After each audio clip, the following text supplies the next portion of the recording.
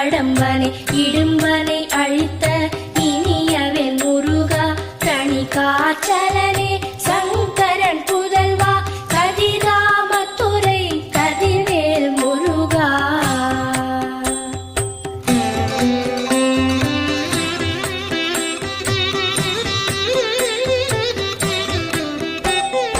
பழனிபதி வாழ் பாலகுமாரா ஆவினன் குடிவாழ் அழகிய